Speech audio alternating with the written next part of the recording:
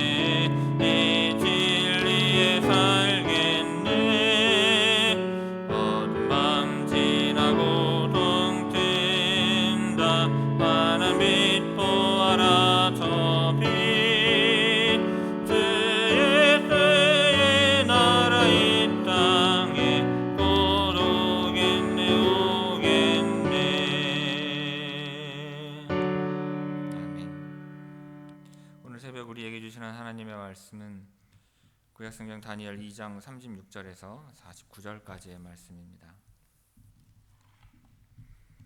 구약성경 다니엘 2장 36절에서 49절까지의 말씀입니다. 제가 봉독하겠습니다. 꿈이 이러한즉 내가 이제 그 해석을 왕 앞에 아뢰리이다. 왕이여, 왕은 여러 왕들 중에 왕이시라. 하늘의 하나님이 나라와 권세와 능력과 영광을 왕에게 주셨고 사람들과 들짐승과 공중의 새들 어느 곳에 있는 것을 막론하고 그것들을 왕의 손에 넘기사 다 다스리게 하셨으니 왕은 곧 그 금머리니이다. 왕을 뒤이어 왕보다 못한 다른 나라가 일어날 것이요 셋째로 또 놋 같은 나라가 일어나서 온 세계를 다스릴 것이며 넷째 나라는 강하기가 쇠 같으리니 쇠는 모든 물건을 부서뜨리고 이기는 것이라.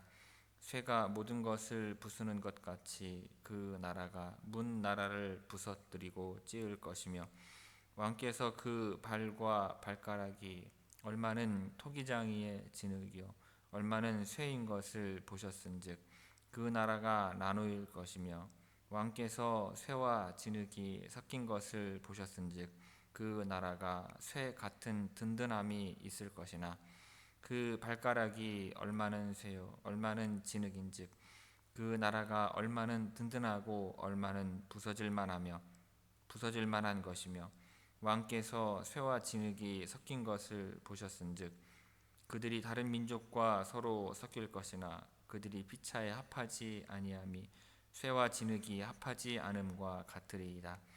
이 여러 왕들의 시대에 하늘의 하나님이 한 나라를 세우시리니 이것은 영원히 망하지도 아니할 것이요 그 국권이 다른 백성에게로 돌아가지도 아니할 것이요 도리어 이 모든 나라를 쳐서 멸망시키고 영원히 설 것이라.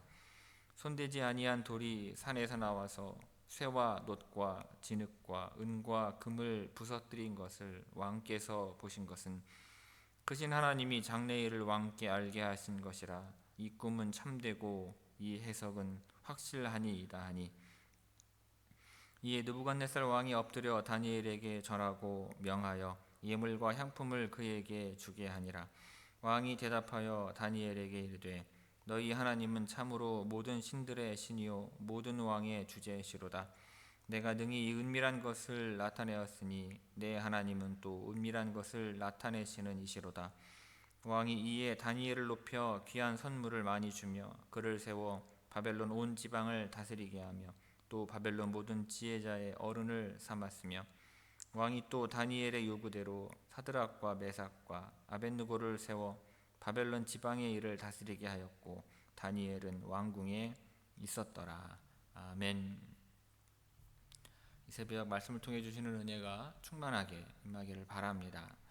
자, 오늘 본문 말씀은 다니엘이 느부갓네살 왕이 꾼 그 신상 꿈에 대하여 그 꿈이 어떤 뜻인지 해석하여 주는 내용입니다. 먼저 36절에서 38절은 금으로 된 머리 부분에 대한 의미를 해석하는 내용입니다. 다니엘은 내가 이제 그 해석을 왕 앞에 아뢰리이다 라는 말로 꿈을 해석하기 시작을 합니다. 당시 느부갓네살 왕은 여러 나라를 정복하여서 가장 넓은 지역을 다스리는 왕이었습니다. 하지만 그의 나라와 권세는 하늘에 계신 하나님께서 주신 것이라고 다니엘은 고백을 해요. 그런데 이방인이었던 느부갓네살 왕은 다니엘이 말한 하늘의 하나님이라는 표현을 올바로 바르게 이해하지는 못하였을 것입니다. 그저 신들 중에 하나로 이해를 했을 거예요. 하지만 천지를 말씀으로 지으신 하나님은 느부갓네살이 상상하는 바벨론의 신들과는 전혀 다른 분이십니다. 바벨론에는 많은 신들 중에 조금 더 큰 힘을 가진 하늘의 신이 있었을지도 모릅니다. 하지만 하나님은 유일하신 하나님이신 것입니다. 따라서 세상의 모든 나라와 권세와 능력과 영광은 모두 천지의 주제이신 한 분 하나님께로부터 나오는 것입니다. 그 하늘의 하나님께서 그 권세를 느부갓네살 왕에게 주어서 다스리게 하셨다는 것입니다. 자, 금머리니다가 바로 그와 같은 권세를 느부갓네살 왕에게 주었다는 것인데 여기서 금은 순금을 나타내는 단어가 사용이 됐습니다. 순금 머리는 최고 혹은 가장 존귀한 자를 상징합니다. 금은 광물 중에 가장 값진 것에 속한 것이고 머리 또한 몸의 가장 중요하고 높은 부분이니 하나님께서 세우신 느부갓네살 왕은 가장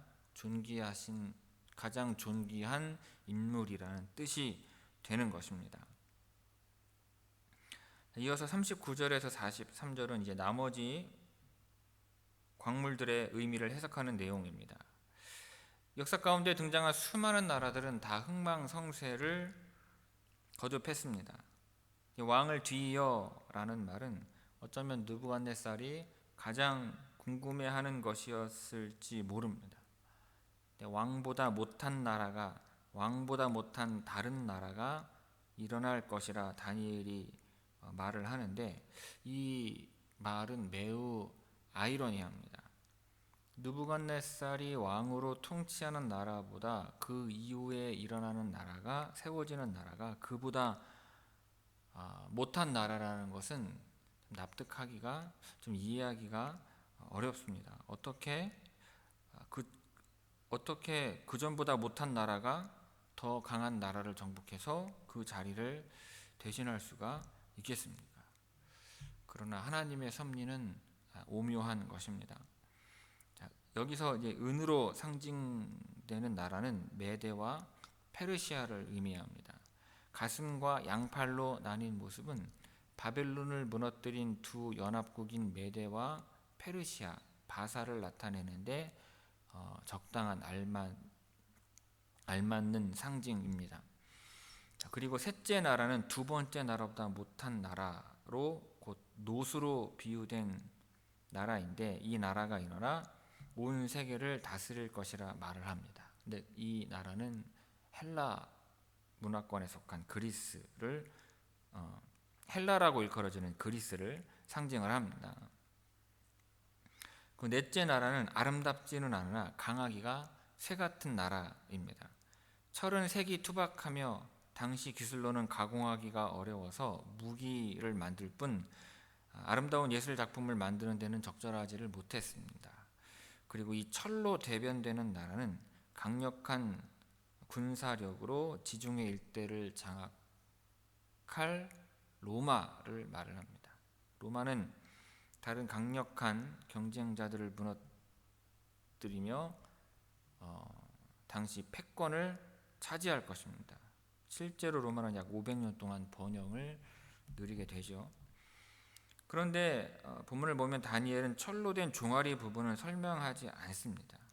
때문에 위에서부터 역사적인 순서로 정리를 해보면 이 종아리 부분은 로마 제국의 전기를 의미한다고 볼 수가 있습니다. 따라서 이 구절에 나오는 발은 로마 제국의 말기를 가리킵니다. 다니엘이 41절에는 발과 발가락을 둘 다 언급했다가 42절에서는 발가락만 언급한 것으로 보아 그것이 로마의 마지막 상황을 나타내는 것이기 때문일 것입니다. 자, 36절에서 43절까지 우리 함께 읽겠습니다. 36절에서 43절입니다. 국꿈이 이러한즉 내가 이제 그 해석을 왕 앞에 아뢰리이다.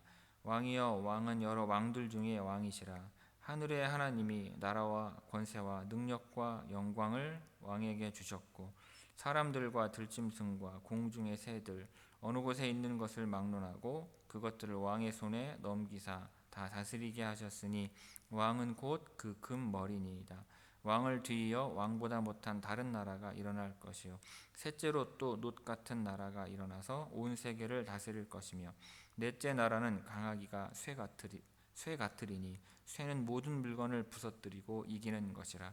쇠가 모든 것을 부수는 것 같이 그 나라가 문 나라를 부서뜨리고 찢을 것이며 왕께서 그 발과 발가락이 얼마는 토기장이의 진흙이요 얼마는 쇠인 것을 보셨은즉 그 나라가 나누일 것이며 왕께서 쇠와 진흙이 섞인 것을 보셨은즉 그 나라가 쇠 같은 든든함이 있을 것이나 그 발가락이 얼마는 쇠요 얼마는 진흙인즉 그 나라가 얼마는 든든하고 얼마는 부서질 만한 것이며 왕께서 쇠와 진흙이 섞인 것을 보셨은즉 그들이 다른 민족과 서로 섞일 것이나 그들이 피차에 합하지 아니함이 쇠와 진흙이 합하지 않음과 같으리이다. 아멘.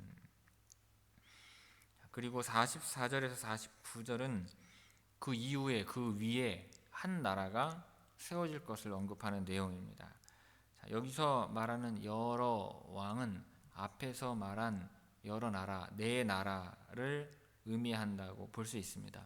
그러므로 44절은 여러 나라가 세계를 제패하며 다스릴 것이지만 결국 하나님께서 세우실 나라가 득세하리라는 의미입니다.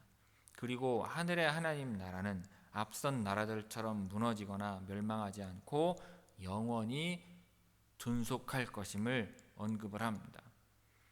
지금까지 이렇게 다니엘이 말한 꿈의 내용과 해석을 느부갓네살은 흡족하게 여겼습니다. 거침없이 꿈을 해석하는 다니엘의 말을 듣고 그의 해석이 옳다는 것을 인정을 해요. 또한 다니엘과 그의 친구들의 하나님을 신들의 신이요 모든 왕의 주인이요 곧 가장 높은 하나님으로 인정을 합니다. 아무도 알 수 없던 비밀을 혼자만 알고 있는 분이야말로 가장 지혜로우신 하나님, 곧 가장 크고 높은 하나님이라는 것입니다. 하지만 그가 입술로 고백했다고 하여서 그가 진정으로 하나님을 믿고 섬기는 것은 아닙니다. 하나님의 기적을 체험하고 입으로는 그분의 전능하심을 고백하지만 정작 하나님을 믿고 하나님을 의지하려고 마음먹지는 않았기 때문입니다. 그리고 이제 느부갓네살 왕은 다니엘을 높여서 귀한 선물을 많이 주며 다니엘을 세워서 바벨론 온 지방을 다스리게 하였고 바벨론 모든 지혜자들의 어른으로 삼습니다. 또 다니엘의 청을 들어서 다니엘의 세 친구들을 바벨론의 지방을 다스리도록 높여주는 것입니다. 높여주게 됩니다. 자, 44절에서 49절까지 우리 함께 읽겠습니다. 44절에서 49절입니다. 이 여러 왕들의 시대에 하늘의 하나님이 한 나라를 세우시리니 이것은 영원히 망하지도 아니할 것이요 그 국권이 다른 백성에게로 돌아가지도 아니할 것이요 도리어 이 모든 나라를 쳐서 멸망시키고 영원히 설 것이라. 손대지 아니한 돌이 산에서 나와서 쇠와 놋과 진흙과 은과 금을 부서뜨린 것을 왕께서 보신 것은 크신 하나님이 장래일을 왕께 알게 하신 것이라. 이 꿈은 참되고 이 해석은 확실하니이다 하니 이에 느부갓네살 왕이 엎드려 다니엘에게 절하고 명하여 예물과 향품을 그에게 주게 하니라. 왕이 대답하여 다니엘에게 이르되 너희 하나님은 참으로 모든 신들의 신이시요 모든 왕의 주제시로다. 내가 능히 이 은밀한 것을 나타내었으니 내 하나님은 또 은밀한 것을 나타내시는 이시로다. 왕이 이에 다니엘을 높여 귀한 선물을 많이 주며 그를 세워 바벨론 온 지방을 다스리게 하며 또 바벨론 모든 지혜자의 어른을 삼았으며 왕이 또 다니엘의 요구대로 사드락과 메삭과 아벳느고를 세워 바벨론 지방의 일을 다스리게 하였고 다니엘은 왕궁에 있었더라. 아멘. 성도 여러분, 이 그리스도인들에게 느부갓네살의 꿈에 대한 다니엘의 이 해석은 굉장한 중요성을 갖습니다. 왜냐하면 바벨론을 들어 예루살렘 성전을 무너뜨리신 하나님께서 새로운 하나님의 나라와 참된 성전이 되는 예수 그리스도의 교회를 준비하신다는 사실을 예언하고 있기 때문입니다.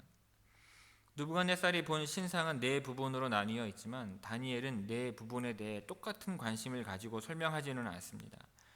금으로 된 머리가 바벨론의 느부갓네살 왕으로서 그에게 권세와 능력과 영광을 주신 분이 하나님이심을 설명할 뿐이고 은과 놋에 해당되는 나라에 대해서는 짧게 언급하고 넘어갈 뿐입니다.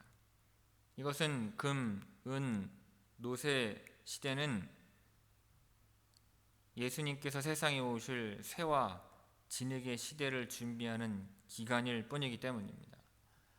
이 말씀은 하나님께서 예수님을 보내시기 훨씬 이전부터 예수 그리스도를 이 땅 가운데 보내시는 일을 준비하고 계셨음을 보여줍니다. 하나님은 세상 역사를 예수 그리스도 중심으로 진행해 가실 것입니다. 이처럼 우리의 신앙은 단지 내가 구원을 받는 수준에서 머무는 것이 아니라 온 세상을 하나님께서 어떻게 인도해 가시는가를 깨닫는 데까지 이르러야 하는 것입니다. 금과 은과 노 시대에 대한 설명에 비해서 쇠와 진흙의 시대에 대한 설명은 상당히 자세하게 다니엘이 언급하고 있습니다. 쇠가 상징하듯이 문 나라를 부술 것이며 쇠와 진흙이 섞인 것은 그 나라가 강함과 약함을 함께 가졌다는 뜻이고 그 나라가 분열하리라는 의미를 보여준다는 설명이 이어집니다.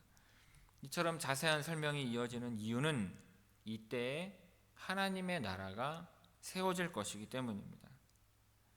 산은 대체로 성경에서 하나님께서 임재하시는 곳인데 사람이 손대지 않은 돌이 산에서 나왔으니 이것은 온전히 하나님의 권능으로 이루어지는 역사임을 알 수가 있습니다. 이는 명백히 로마 시대에 예수 그리스도께서 사람의 기대와는 전혀 다른 모습으로 이 땅에 오사 우상 숭배로 점철된 금, 은, 놋, 쇠, 흙의 나라들을 부수고 진정한 하나님의 나라, 즉 교회를 세우실 것임을 보여주는 예언인 것입니다. 그리고 느부갓네살의 꿈을 통해 보여주시고 다니엘을 통해 해석된 이 예언은 예수 그리스도의 십자가와 부활 그리고 승천과 성령 강림을 통해 완전히 이루어진 것입니다. 이것이 느부갓네살이 왕이 된 지 2년 BC 604년에 이미 예언되었다는 것은 우리가 믿는 복음이 도무지 의심할 수 없는 진리임을 확증해 주는 것입니다. 그리고 마지막으로 다니엘이 왕의 꿈을 재현하고 해석하자 느부갓네살은 포로 출신의 10대 소년 다니엘에게 절을 하고 예물을 베풉니다. 자신 앞에 일어난 놀라운 기적에 완전히 압도당한 것입니다. 나아가 느부갓네살은 다니엘이 하나님이야말로 참된 신임을 인정합니다. 그뿐 아니라 다니엘에게는 바빌론을 다스리게 하고 그의 친구들에게도 높은 자리를 주었습니다. 당시 상식으로는 위대한 신의 지혜를 받는 자에게 나라를 다스리게 하는 것은 당연한 일이었습니다. 여러분, 그런데 다니엘과 함께 하셨던 하나님이 지금도 살아계셔서 우리의 하나님이 되어주심을 믿으시기 바랍니다. 여러분, 교회는 하나님께서 미리 작정하셨고 말씀대로 그리스도를 보내셔서 이 땅 가운데 세우신 하나님의 나라입니다. 그리고 우리는 이 영광스러운 나라에 속하여서 영원한 생명과 복락을 약속받은 것입니다. 여러분, 이 사실 하나만으로도 우리가 살아가면서 겪는 어떤 어려움도 능히 이길 수 있는 힘과 용기를 얻을 수 있는 것입니다. 여러분, 오늘 우리에게 주신 이 말씀 의미를 믿고 우리의 모든 삶이 하나님의 인도하심과 계획하심 가운데 있다는 사실을 믿음으로 오늘도 주님 안에서 담대하게 용기를 내어 승리하는 삶 사는 여러분들 다 되시기를 주님의 이름으로 축원합니다. 기도하겠습니다. 아버지 하나님, 바빌로니아 제국의 역대 가장 위대한 왕이었던 느부갓네살에게 꿈을 주시고 그 꿈을 해석하게 하셔서 천지의 주제이신 하나님의 계심을 알게 하시고 이 세상을 주권을 가지고 다스리시는 분이 하나님이심을 보이셨으니 우리가 이 말씀을 믿고 하나님은 살아계셔서 다니엘에게 그 꿈의 해석을 보여주셨던 것처럼 오늘도 우리와 함께 하셔서 우리의 삶을 인도하시고 지키심을 믿고 의지하며 알게 하여 주옵소서. 그리하 우리의 삶 가운데 벌어지는 여러 가지의 고난과 시련 가운데에서도 하나님 살아계셔서 나와 함께 하시며 다니엘을 높여서 바빌론을 다스리게 하셨던 것처럼 우리와도 함께 하셔서 우리를 높이셔서 우리의 가정과 일터를 온전히 잘 다스리게 하여 주실 줄 믿습니다. 이 말씀을 믿고 담대함 가지고 오늘도 열심히 살고자 하오니 하나님 승리하는 삶을 하는 되어지는 모든 일들이 이루어지는 놀라운 은혜가 있는 하루가 되게 하여 주옵소서. 이 모든 말씀 우리 주 예수 그리스도의 이름으로 간절히 간구하며 기도 올리옵나이다. 아멘. 하늘에 계신 우리 아버지여, 이름이 거룩히 여김을 받으시오며 나라가 임하시오며 뜻이 하늘에서 이루어진 것 같이 땅에서도 이루어지이다. 오늘 우리에게 일용할 양식을 주시옵고 우리가 우리에게 죄 지은 자를 사하여 준 것 같이 우리 죄를 사하여 주시옵고 우리를 시험에 들게 하지 마시옵고 다만 악에서 구하시옵소서. 나라와 권세와 영광이 아버지께 영원히 있사옵나이다. 아멘. 오늘 기도하실 때는 교회를 위해서 기도를 해주시는데 우리 교회 중축 공사들 옹벽 공사가 온전히 잘 이루어질 수 있도록 위해서 기도를 해주시고 특별히 한 주간은 힌돌교회를 위해서 여러분 기도해 주시기를 부탁을 드립니다.